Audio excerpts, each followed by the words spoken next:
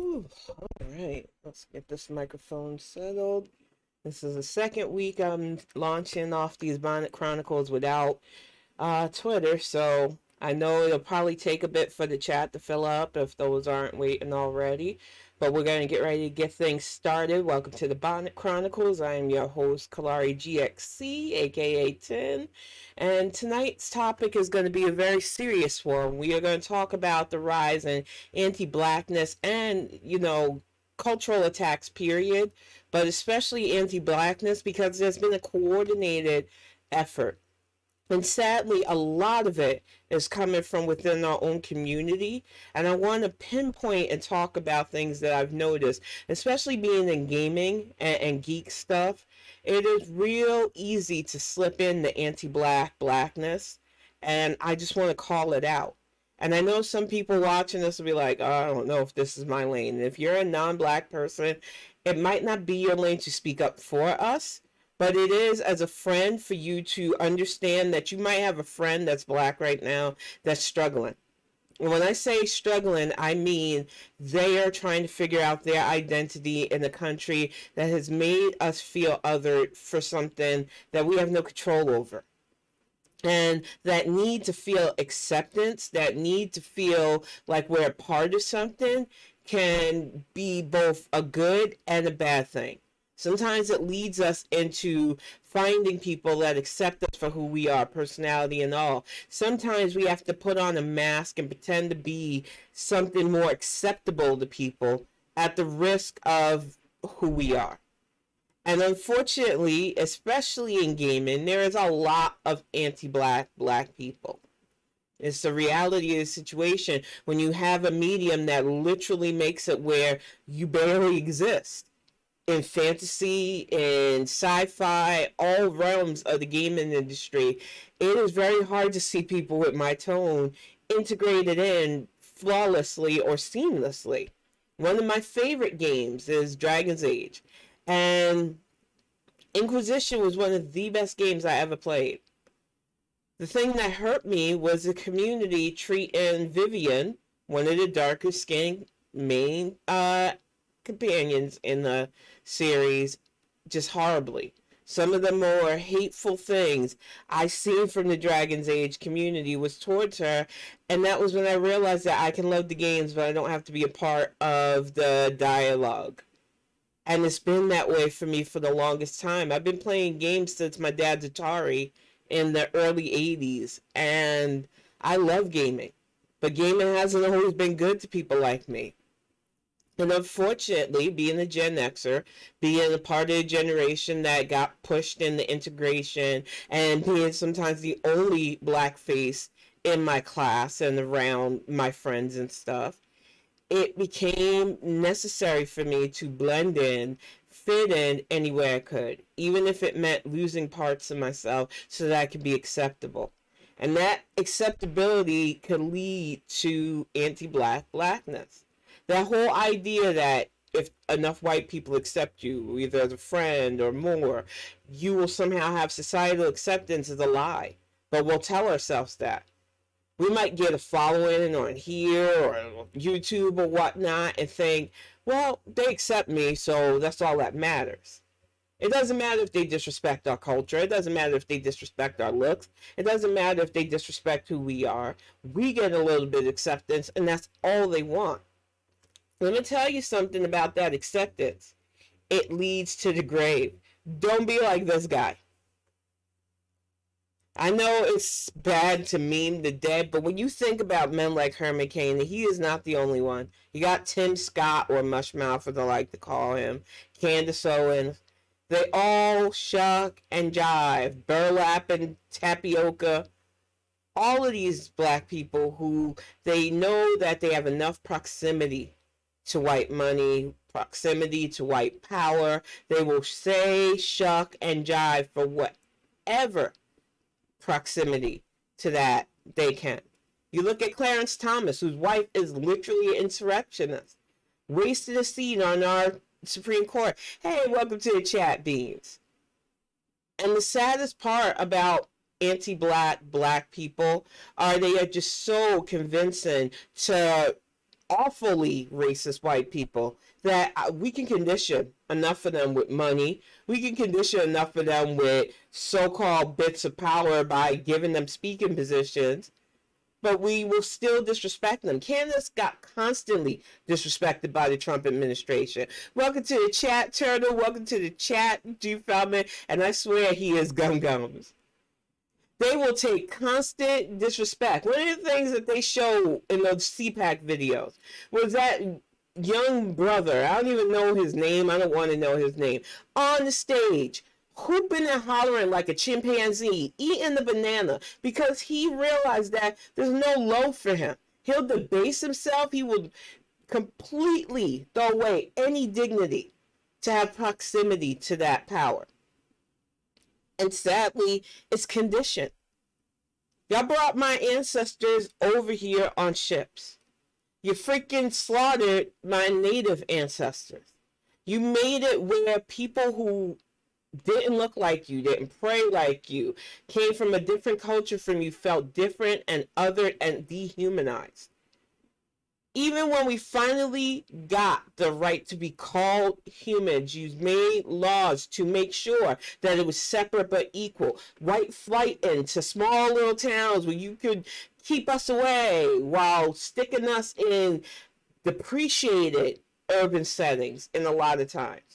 And then those of us who still made it, those of us who still did our best to live the American dream like my grandparents did, give their kids the best, had to struggle in a society that not only questioned whether or not black skin should own or have their own stuff, but where should we fit in and who should we try to fit in with. And it has caused such a massive disconnect. And the whole reason why I picked this topic was because this young man, which I'm not going to draw attention to because A, whenever you show his videos, he likes to get Sue happy. B, I really don't want to give him any more attention, but I wanted to focus on the bullshit he was saying. He was doing game reviews, which was something I used to do when I first started. The whole reason why I was on social media was because I used to do gaming journalism. So I'm not new to the whole idea of playing a game, giving a review on it. One of the reviews he did was on that New Horizon game. And one of the things about the New Horizon game that I've loved, and I'm loving this about Lost Ark and several other games, is you'll see people who look like me.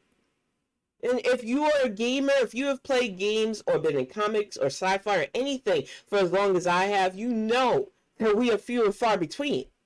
So when New Horizon decided that a lot more NPCs would look like us, a lot more people who are black, since we do exist, have a right to be in the game, this young man, who is just as dark as I am, decided that, oh, this is a Black Lives Matter DLC. This isn't right. How dare they put black people in there? I don't want to be pandered to. And, you know, we got to get out of that mentality that inclusion is pandering, because that is so self-defeating. Why don't we deserve a place in fantasy? Why don't we deserve a place in video games? That young man literally sat there for almost 40 minutes complaining that a video game had the nerve to have NPCs that look like us in there. I grew up in a time where even finding dolls that look like me weren't a thing. I grew up in a time where TV shows either had us fucking poor or struggling or non-existent. And when you finally started to get representation, there was always pushback. Dynasty had Homegirl. People are, oh, rich black women don't exist. Yes, the fuck we do.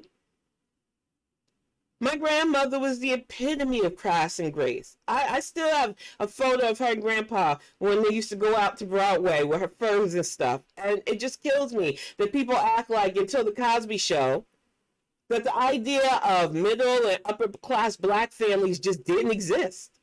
And thank you, Beans. Yes, Diane Carroll.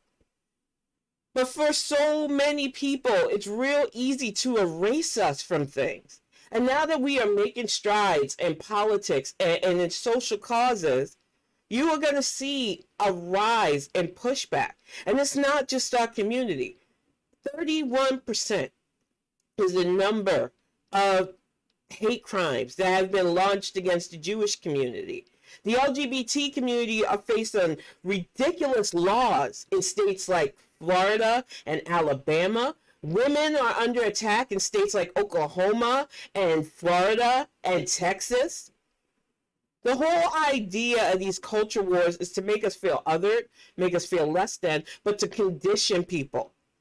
And women, we have the worst lot when it comes to the pick-me bunch, because unlike people like Herman Cain, who fucked around and found out with COVID, people like Candace Owens, who most people are only paying dust to at this time, you have a lot of young ladies who are conditioned from the fucking cradle to take a bunch of garbage. Their whole lot in life is to just be human incubators and to just be used until you're replaced for a younger model. And we have to get out of that mentality because it is so dangerous. And the pick-me's are the worst when it comes to representation. And it does matter, G. Feldman. Because they don't want to shake the status quo. They might feel a little bit protected by their big, strong male who's freaking looking for the next underage girl to replace you with when you become too old for them.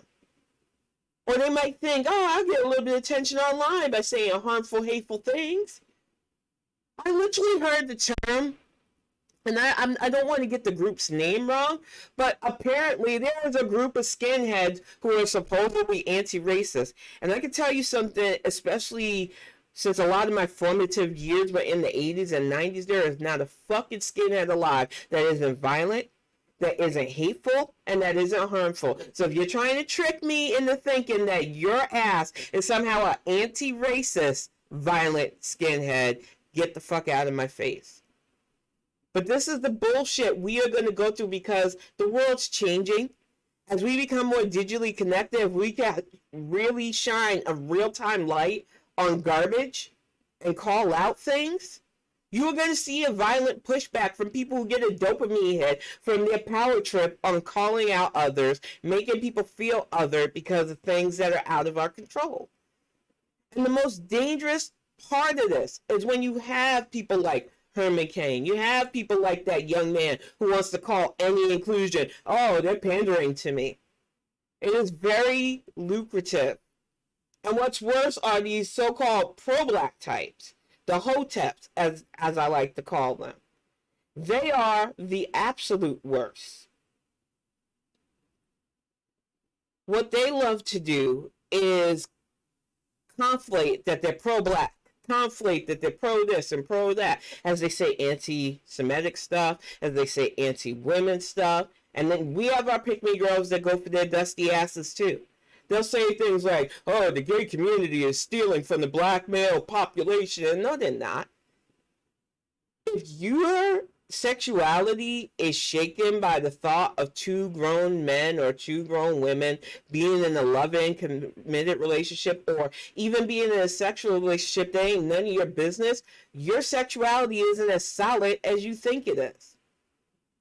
It drives me up a fucking wall when I look at our community being led, and I'm not even saying that seriously, but being talked over by these dusty bums who bring nothing to the conversation.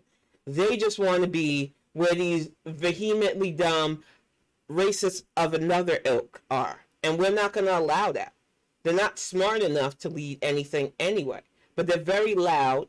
And sadly, they have enough pick-me women who want to parrot that stuff too. Oh, if I go on a date with a guy and he eats too much, or if he does this, or if he does that, that doesn't seem masculine to me. We need to get away from that in our community. But sadly, there are a lot of black people who just want to act as bad as those who have always set the rules for what's masculine, what's feminine, who's acceptable, and who's not.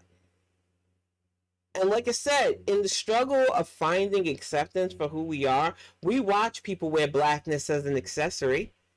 We see it in the Kardashians, literally taking features of us, crafting themselves surgically to look and emulate portions of our lives, but never our struggles.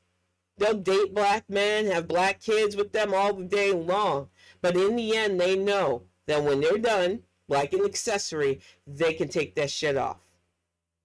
And we black people, we need to stop acting like there's a level of acceptance, there's a level of ourselves that we can disconnect from to be society respectable, instead of just rebuilding society to realize that humans shouldn't have to change who we are culturally to be accepted. And this is why I say to people who go, well, I'm not black, is this my lane? You need to be better friends to us.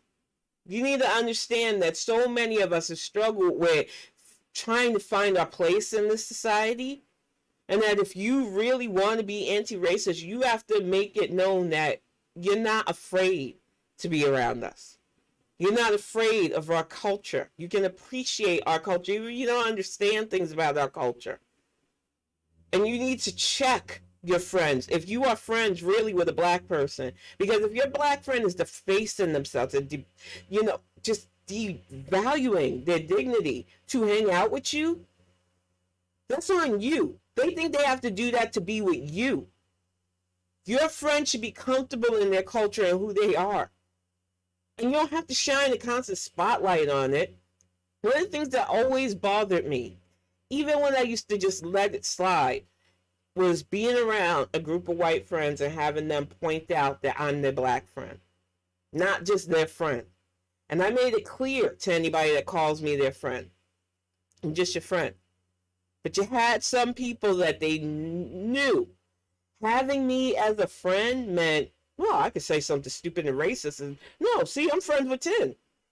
She's a black girl. Yeah, that can't be racist. And that's when I started really opening my eyes to who I call friends, who I call acquaintances. It's a sad reality that so many of us marginalized have to go through. LGBT people deal with it all the time. Oh, that's my trans friend. That's my gay friend. It's like, no, that's just your friend. They just happen to be gay. They just happen to be trans, and they don't want you to identify their friendship by that label. The moment you start categorizing your friends, you have to question why you're doing that. Because the moment you start saying, well, I got these friends and they're from this group, what's it for? Is it for bragging rights? Because I know when I used to highlight the fact that I hang out with white people, it was to say, well, I'm cool enough. I'm acceptable enough. I had to unlearn a lot of self-loathing. And I realized it don't matter what color or nationality or culture my friends are. It matters that I want to be bothered with friends in the first place. But the scary thing is, especially 20 years ago, how easy it was for younger 10 to just thirst for acceptability, thirst for some form of acceptance. Because you grow up in a society that makes you feel so different and other. And the sad thing is, we are watching them attack us. We're watching them attack history, calling it CRT. CRT is bad. We can't learn about the past. It'll make white people feel bad for being white. And it's like, why should you feel bad for knowing how awful your ancestors are? If anything, it should teach you not to behave like that. But you know that the people that are really loud against CRT want to behave that. They would love it if we could bring something back like Jim Crow, or even worse, something like apartheid. They would love it as they continuously remind anybody who isn't a straight Christian white male, because I hate to break it to you women, you're not on the equal standing. And I know some of you have deluded yourself to go, well, that's just our lot in life. The rest of us don't want to live that life. I'm tired of having to devalue my education, devalue my ability to learn, devalue who I am. My partner doesn't ask that of me, and your partner shouldn't ask that of you. The whole idea that you can't be too smart or you won't attract somebody, you'll attract the right person.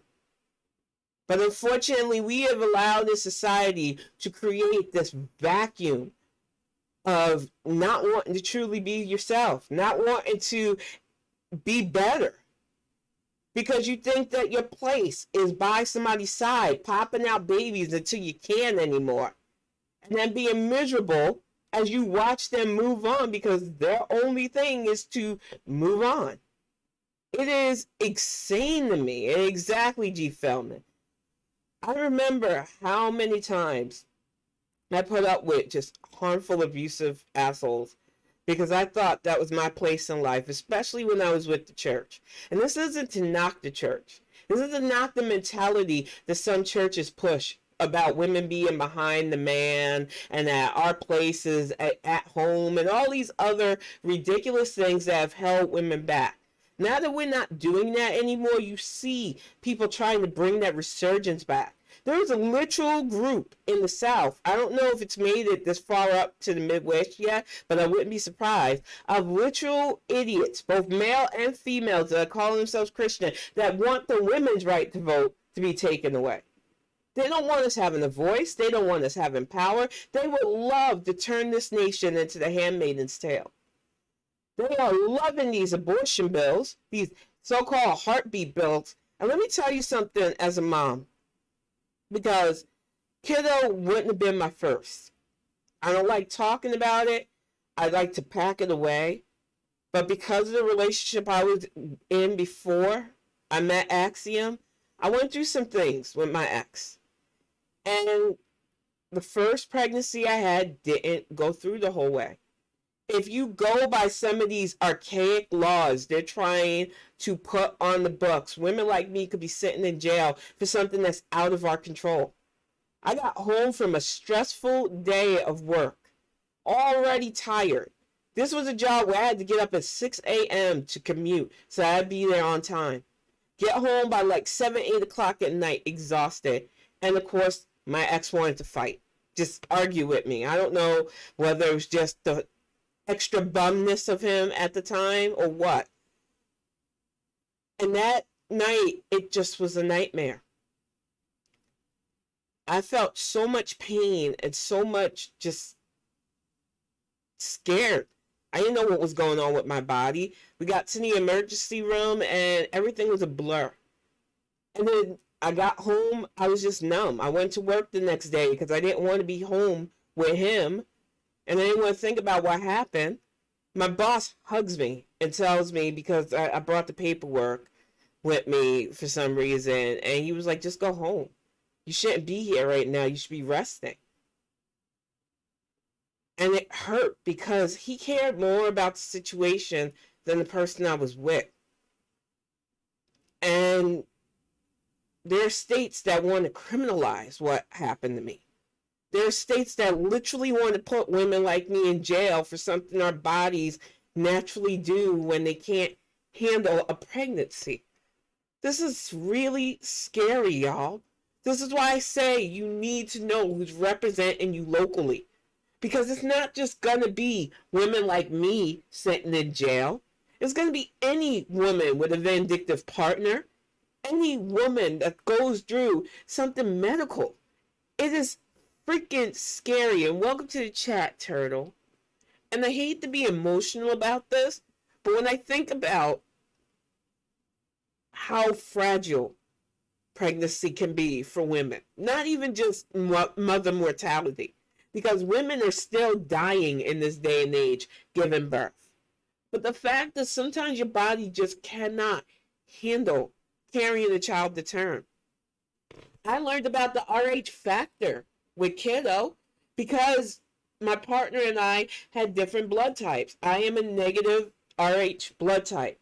So that means any partner I have that has a positive blood type, if we create a child together, my body will attack it. I had to get a shot. I had an allergic reaction to the shot. But because of that issue, any child I carry could potentially be attacked. I didn't know that. I didn't find that out until well too late. And these are things that we should know, but the medical industry still doesn't treat women's health seriously, doesn't treat maternal health seriously. And until we get a society that doesn't just treat women as incubators who, well, if she dies, at least she did her job. It's disgusting how many states want to pass those kind of laws. And how many of us could do our part to be a front against that. I'm not anti-motherhood. I love being a mom. I love kiddo. I've talked seriously with Greg about potentially having another one. I would love to raise a daughter in this world because I'm sick of people treating women like we don't belong. But I realized that it is a dangerous thing to even think about at times. Not just because of what's going on with the global plague, but the fact of the matter is having a kid wasn't easy. Like, I literally found out I was going to have kiddo 38 weeks in because of mental health stuff and the stress of being with my ex. By the time I had him, it was just a whirlwind of trying to get away, plotting with my family to come get me and the baby, and having him was a nightmare too. They did not want to give me an epidural. I think I got the equivalent of an Advil for the pain. It was a really scary, painful experience. And when I asked about it after the fact with OBGYN from South Carolina, they were shocked. Because I had kiddo in Florida. They were like, you didn't get any pain medication? Did they offer it to you? No. Apparently, the whole belief that somehow I could just handle the pain better was the reasoning. And that's normalized still. It is not normal if you have the way to help somebody with pain for you to deny it to them. It is not normal for women to suffer during something that should be a natural, beautiful process, but it's happening all over our country. And hey, let's see, Musician Mo 4, welcome to the chat. And it just kills me that people don't focus on important issues like this. They want to pass laws forcing women into these dangerous situations. They want to pass laws penalizing women for getting a health choice surgery, because that is what abortions are. I've always said I hope to never be again in a situation where I would even have to consider it. But as somebody who survived assault, I was not going to carry a child by that. And I got lucky that for me, that wasn't even an option. But had it been, no, I was not carrying my assaulter's baby. There's no fucking way. And I don't think it's right for people to think that you can just force a woman to do that. And I know that some people don't want to think about it, but there are some nasty relatives in some people's family. And incest is an issue. You're going to try to force people into a nightmare situation because you think women's only function is to have kids. And that's not right. And there's never laws against guys just shooting their shot anywhere. There's never laws against men for making too many babies. Maybe if we started putting those kind of legislative things on the book, putting the screws to anybody with 5 or more kids that really can't afford it, maybe then people will open their eyes to how ridiculous it is to have gender-based reproductive legislation. If you're going to do that good for the gander bullshit, then the goose needs to feel the brunt of it too. Because we're not laying up here making these kids ourselves. And it drives me up a freaking wall that there are people literally going into sessions in these Senate halls to pass restrictive legislation against women's rights. But ignore the fact that we can only get pregnant once every 9 months and then we need to heal up. Dudes can make as many babies as they can find places to fill up. It needs to stop.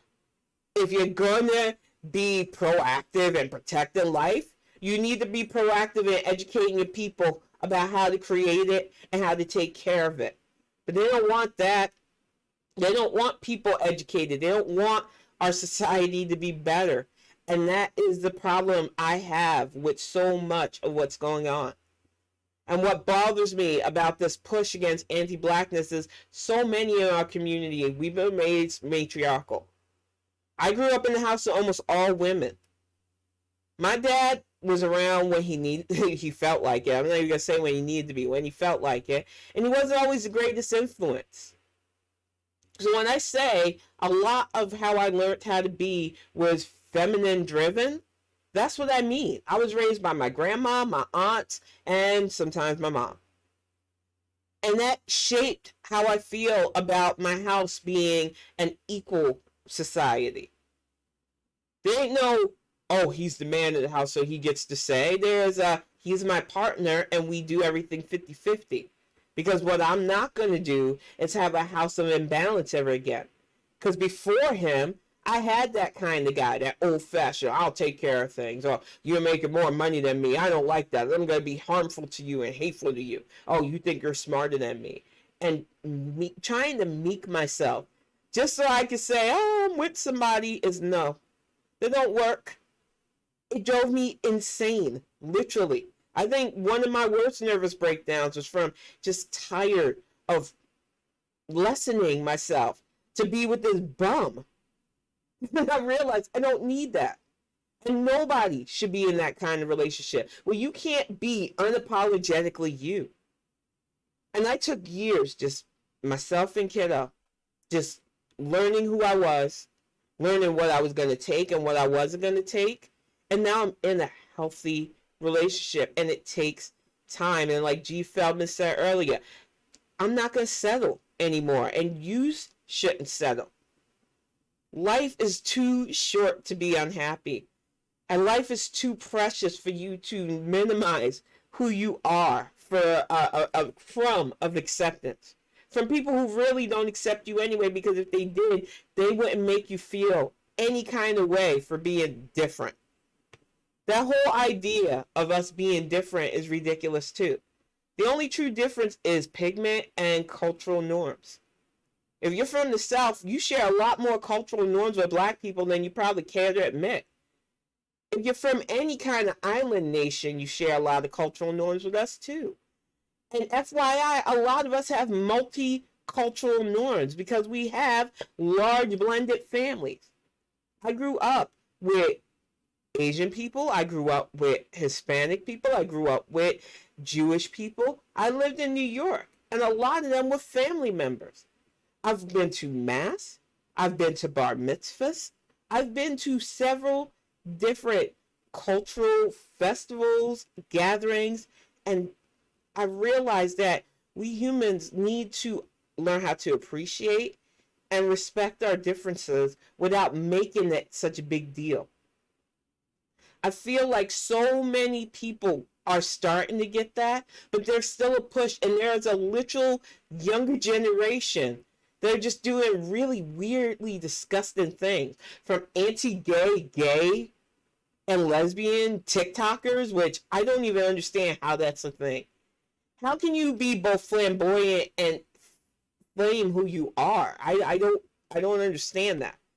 And then you got these young Black girls who are literally, I don't know what that tune is that they use, but the moment I heard the word master, my brain did a whole ass record skip, because they're sitting next to a white male partner and having the guy grab them by the shirt, and that music plays, and my brain goes, excuse you?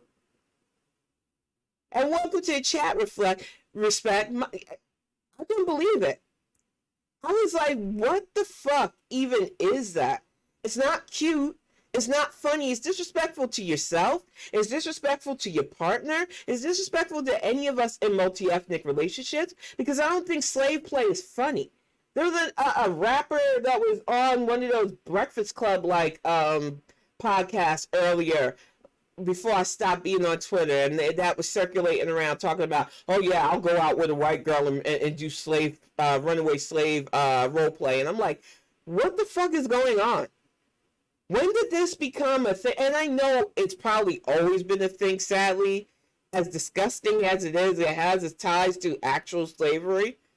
There's a weird, gross effect of kink from that shit. There were pictures not even 2 years ago of this brother man who took this wedding at a plantation, and him and his bride dressed up like a plantation princess, and he was a former slave. So I know that there are people who debase themselves for their partner. I'm telling you, it's not going to be a happy ending for you. I don't understand that lean, but I want us to get away from that because it's disgusting. There was nothing good about what happened to our ancestors. There was nothing kinky about that. And it drives me up a wall. I can't even imagine having a partner want that from me. I think I would lose my shit, honestly speaking. But sadly, to get clout, we have these young people doing stuff like this rise of, if I hate myself enough, maybe people will accept me, or if I do this, it'll look cute. And if you're a young white man dating a black girl right now, you're disrespecting her, enjoy it while you can. And you better hope that our family ain't as crazy as mine is. Because I'm telling you one thing, we might not always be close, but my family has always been the type that were good for a fight. One of my old uncles found that out the hard way. He married into the family, and my grandfather, God rest his soul, was not one of those people. He did not mind proximity to business ties, but he didn't want us intermarrying, and he was very vocal against it. He, being in the military, was exposed to a lot of bullshit, and it shaped how he felt. I tried my best not to emulate that, but I can understand where he was coming from because he's seen really awful things. And his sister married a white man, and he warned her from the get, it's not going to work out. His kind don't know how to treat y'all, and the moment you get into a fight, he's going to utter that word, it's going to be over. And my aunt wanted him to be wrong, and like all the time, we want y'all to be wrong. And you aren't 100% right, but you never know. And of course, my then uncle, I don't know if they stayed married. I don't think they did after what happened to him. Got into an argument, called my aunt the N-word. My grandfather lost his shit, pistol whipped the crap out of that dude. And honestly speaking, there are parts of me that go, while I hate the fact that it devolved into it, I could see how some people, especially back then, thought that shit was cute. You get with a black woman because she's pretty, or you like something about her, and then you think, well, you're mine now, I can just disrespect you. That ain't gonna happen. There are young women out there that might seemingly give you that go ahead for that, and you might even find yourself a dusty old Candace that's willing to debase herself. But the rest of us, no, we were raised black. We were raised to know better, and we don't need you to feel better about ourselves. We realize that we can be leaders. We realize that we can take care of our own home. We realize that we've got our own back. So if you're going to date us, you're going to respect us. I don't care if you look like me or you don't. I am not going to take disrespect from a partner. And exactly respect. When I think about it, that story both saddens but makes me smirk, because people don't understand that is how we handle things in our family. My dad stepped over the line with my mom once, dragged us girls into the middle of it. Thought he was going to be big and bad, put his hands on her, got jumped by a household of women. They beat him up, threw meat on him because my dad was vegetarian, he didn't like meat. They weren't playing. Like, they for real were like, okay, you want to be Mr. Tough Guy? We'll show you how tough you are. That's why I don't ascribe to that whole weaker species bullcrap. If I have to protect my family, I'll do it. I've never understood that whole fairer sex and all that stuff. And I know some women lean into that because it feels great for you to be protected. It feels great for you to have some big, strong man, but that's never been my thing. And it's not to say that, those kind of women are less than and don't deserve. If that's your place, fine. My problem is when you try to make that all of us. Like, that's supposed to be the template for you. That works for your type of mentality. The rest of us want to get on and take care of our own, and don't have time to be waiting on some knucklehead to act like they better than us when we're smarter, stronger, and have to take care of everything. That's not, no. I need, exactly, G. Feldman, I need more women especially to understand that it is okay to be strong on your own. And it's okay to have moments even when you're strong, where you don't feel strong all the way, because that is a fallacy that y'all put on black women so much, and it has come to our detriment. I get so tired when I feel like I'm being relied on too hard, and when people think, oh, she can handle it. Her people are always handling it. Sometimes you don't want to handle it. So I understand both sides of that. But what I don't want is a whole another generation of girls ascribing to having to be less than to be accepted. Acceptance is a poison.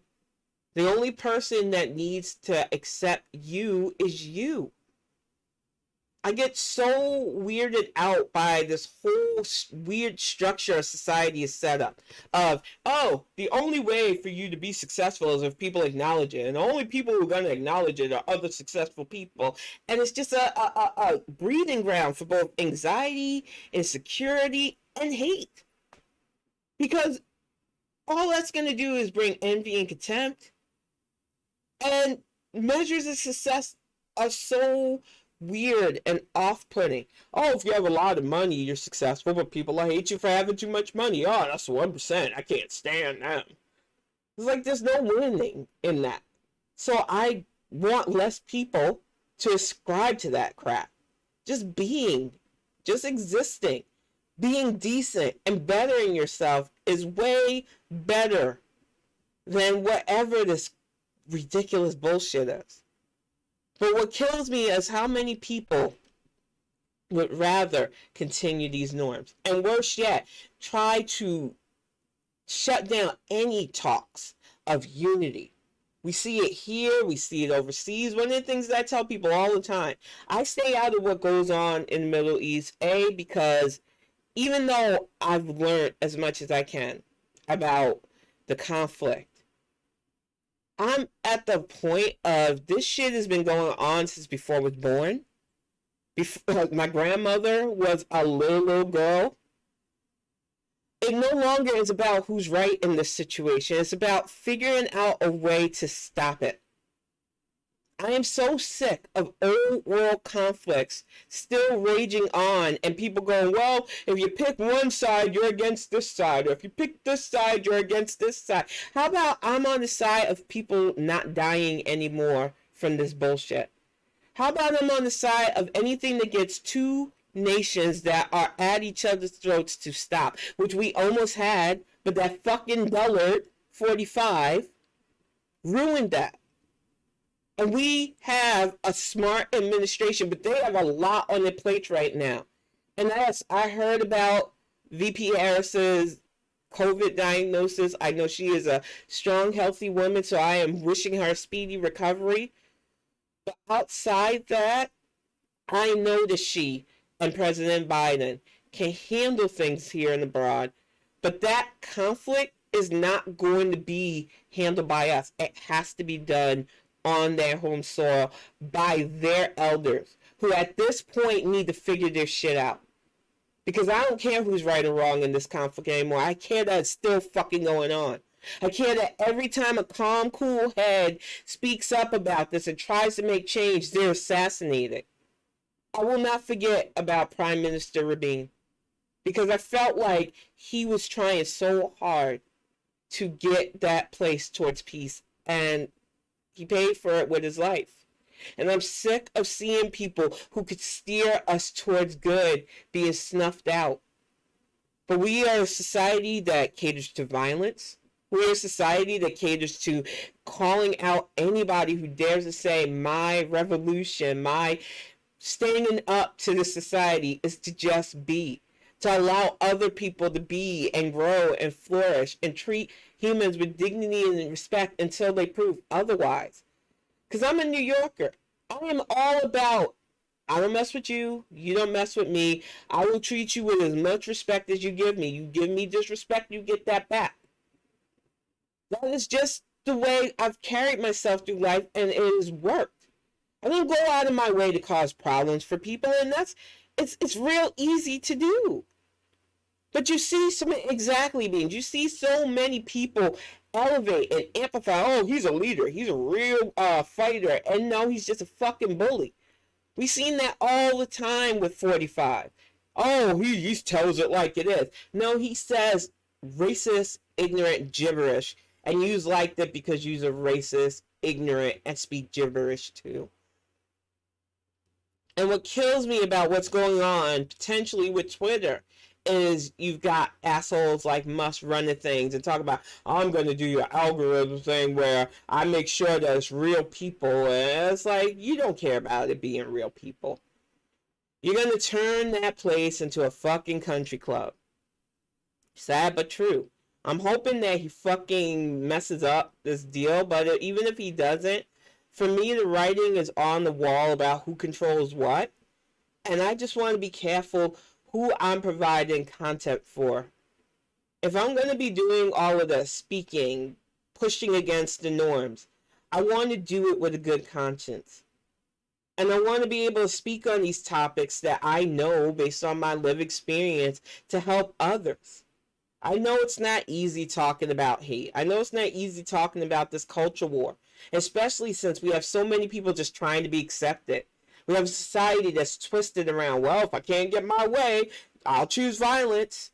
And then we high-five some of them. There's a literal fucking murderer running around thinking he's a star in Kyle fucking Rittenhouse. The Kenosha killer, as I like to call him. And I know, oh, you say that, he might sue you. He murdered 2 people. I don't give a fuck. Just like, he might not be convicted, but the evidence is there. He can get as upset as he wants about it. The fact's a fucking fact. He's a murderer. It drives me absolutely up a wall that somebody like him can fucking walk free because they literally have a system stacked in his favor. Yet young men can't be in the cars, can't be on the streets, can't be in neighborhoods where they don't look like they belong without risking dying to legalize lynching. And this is why we cannot afford to give in to acceptability. We cannot afford to give in to any othering. We need to become a society that just accepts human beings, where we can learn from each other, where we can weed out a lot of this toxic, negative garbage. But it takes so much inner work. I tell you all the time, and I mean it, the 10 that's sitting here before you, this wasn't me years ago. Years ago, I was still trying to figure out where I was, who I was, who should I be accepted by, who should I care about. I used to give my gamer friends things like, oh, you're an honorary black person because I wanted to fit in. It is so fucking cringy, the shit I did, to be accepted by people who probably only fucking remember me. It's not worth it. No amount of acceptance is worth your dignity. And no friend is going to ask that of you. I would never accept the honorary white person award. The whole idea of it is fucking gross. Yet for some reason, I had this internalized need to be accepted that I had to shed. And now I'm unapologetic.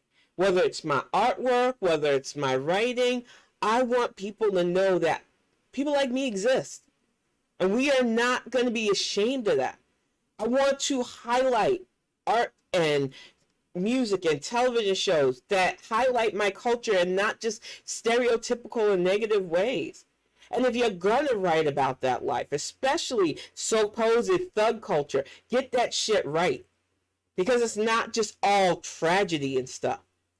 Some people actually made a fucking lucrative career off of it. Looking at you, Jay-Z.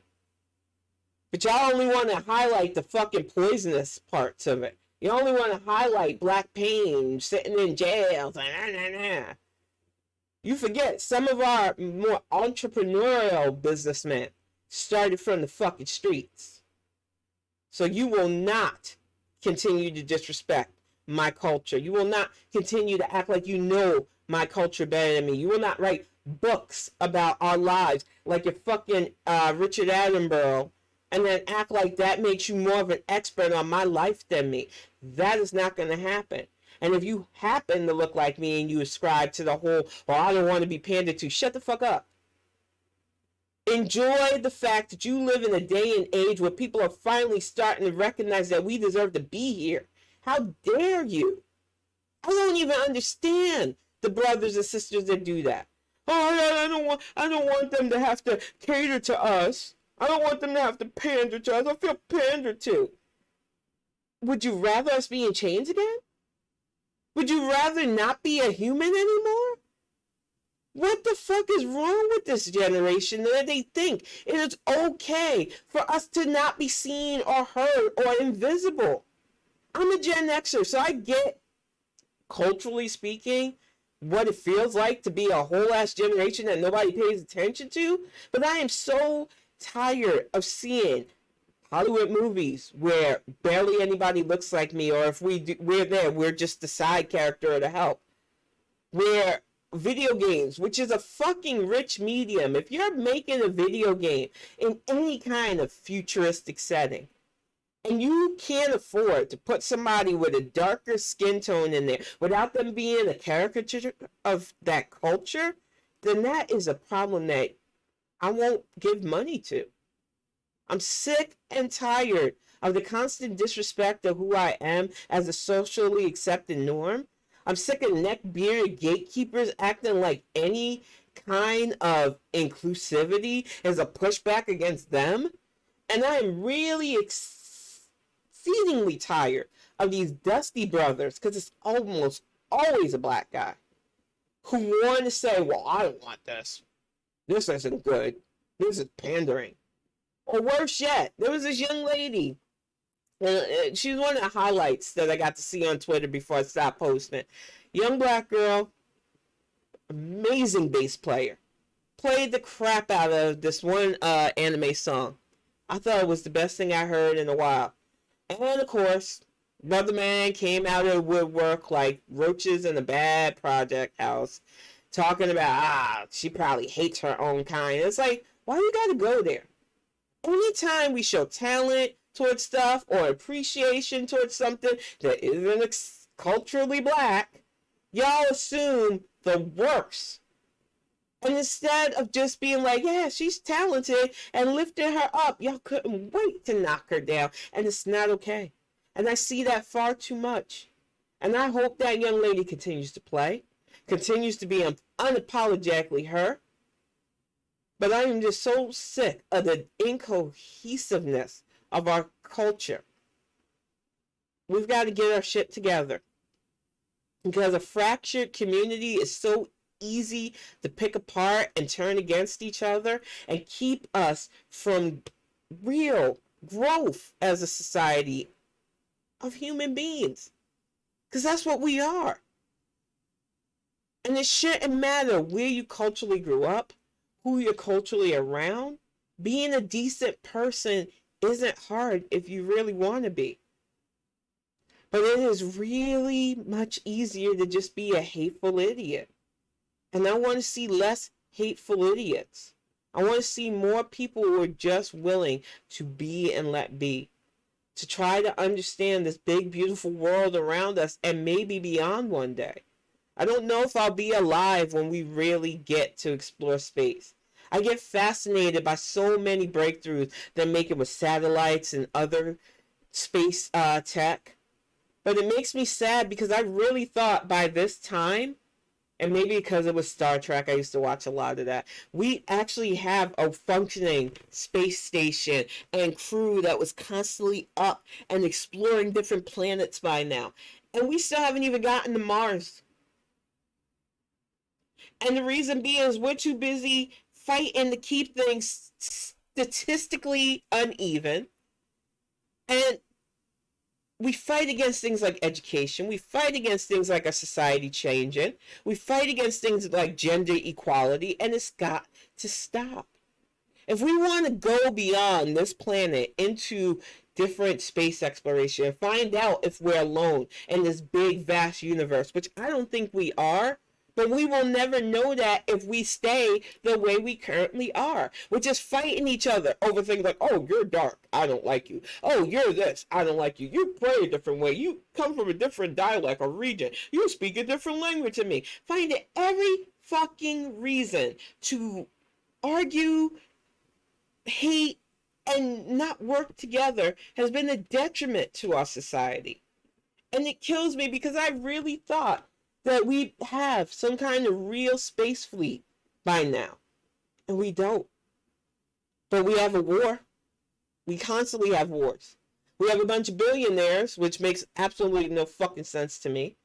People who amass that much wealth.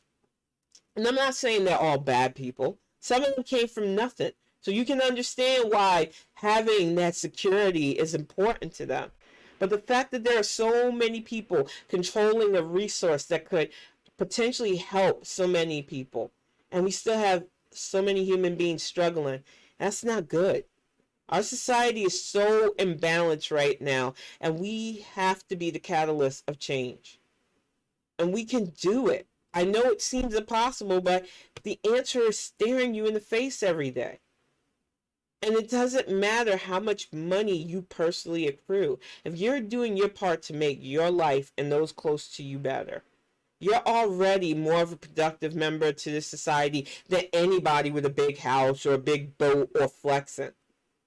I get so wary of those who only think that the measure of them being better in society is to have a lot of stuff. Y'all are just hoarders. But unlike those people who are on those weird TV shows that I see clips of on YouTube, you just hoard excessive stupid things.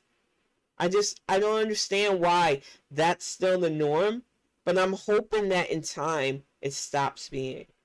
I know eventually humanity will get to a better place. It's just painful watching so many people hold us back from it.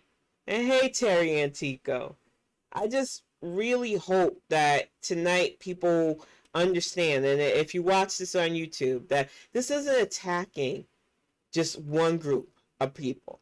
This is attacking anybody who thinks that acceptance to white supremacy is okay, that still thinks white supremacy is a thing, who wants to ascribe to these cultural standards that other people, who want to hate aspects about themselves. If you are LGBTQ, there is nothing wrong with you.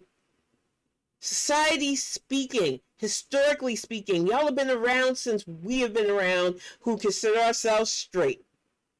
It's not a choice. It is who you are, and you deserve to be here. And it drives me up a fucking wall that any of you have to question that, or that we allow loud bigots to make you question who you are. And we need to work together, because these laws that they're passing, like don't say gay, are just unnecessarily cruel. They don't need to be. And if you get your jollies doing something like that, that says more on you. And I just can't ascribe to that way of thinking. And the fact that you tie that into, well, I'm just doing my part because I want a good afterlife. Good luck. If that's what you're trying to get me to sign up for, I am so glad that that's not for me, ma'am. No, thank you. You can keep your bigoted country club to yourself. I don't want the parts. I'm telling you right now, it just drives me up a wall. And hey, welcome to the chat, witty one. It drives me up a wall how many people utilize such hateful, bigoted things in the name of faith, who want us to stay culturally segregated in this weird societal caste system, and we have to be the ones to break this system, and it comes from self-acceptance. And I think that's why it's been so hard and such a rough journey, because even our education has stacked us against each other when it comes to what's culturally and societally accepted. And it takes bold people willing to take the lumps, willing to take the dings of society going, oh no, see, that person's a troublemaker. You don't want to follow them, to say, nope. If you want to follow me, cool. If you don't, I'm going to do me. But the only person that I am truly working on is myself. Undoing a lot of taught things, undoing a lot of hateful things, listening, not talking over people when they talk about their stuff, being there, not calling myself an ally because it's not my place, allowing those who consider me one to say it if they want to. That is how you do it. And he is. I lived in Florida. It wasn't always the best life because of who I was with, but I had some of the best memories there. I met some of the sweetest people there. I learned not to let preconceived notions on what a redneck was or who would hang out with who was. And I didn't even have to change a daggone thing about myself when I lived in some of the most podunk parts of Florida. But what I've learned is that there are a lot of people with money there that are very ignorant, want that caste system, and are willing to be cruel. And they're going to pay a big price for it because Disney's calling their bluff. They already said, okay, you want to dissolve our charter? I hope you have the $1 billion to cover the cost. DeSantis is not only a plague for Florida, but he's dumb. And the only thing I can hope is that enough greedy people there realize that he's going to fuck with their funds, and he's gone. And sadly, I just don't understand that state. I don't understand how they can let assholes like him and Rubio run things into the ground, but you get enough people who white flighted out of the North, who just want to retire with people that look like them, and that's what happens. You get assholes like DeSantis. You get assholes like Abbott. You get assholes like Kemp. You get assholes like Kay Ives. And we have to be a solid, united front. And thank you so much. I really love you both. And I hope that I try to stand up for all my friends. But it isn't easy because a lot of people think that, oh, you should wear it like a badge. I don't. I don't need attention for standing up for my friends. I just want them to know that if they need me, I'm there. But we got a lot of people that they bullhorn for that clout. And it is a dangerous road to be on right now. The hashtag activists, the people who just want to be famous and pad their pockets, it is a messy road. So I appreciate all of you who are on here with me just trying to do the right thing. We ain't in it for fame. We ain't in it to be known. We're just in it to make this world freaking better. But I'm going to get ready to wrap this up. I will be back on Tuesday. I've really, really enjoyed sitting in here with y'all tonight. Thank you so much for being here with me. I'll be on tomorrow playing a little bit of Lost Ark, I think. I make some cupcakes, so I'm all hopped up on sugar, too. I'll be on Sundays for D&D with my buddies, but I will definitely be back on Tuesday with the all-new Bonnet Chronicles. And like I said, the closer it gets towards the midterms, we start here in Michigan in August, the more I'll be talking up candidates. If you have a candidate that you're backing or somebody you want me to highlight, please let me know. It is definitely going to be my push this midterm to make sure we all keep our focus. And you go ahead, honey. You want to play that music? Thank you so much for joining into the chat, Music Animal. Thank you, Terry, G. Feldman, Beans, everybody who sits in. Respect. I love y'all all so much. You have a great weekend too.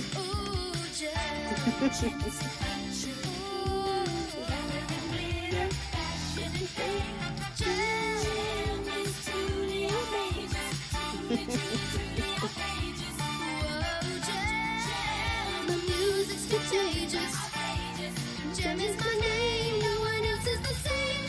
Gem is my name. We're the misfits, our songs are bitter. We are the misfits, and we're gonna get her. Gem, the music's contagious. Gem is my name, no one else is the same. Gem is my name.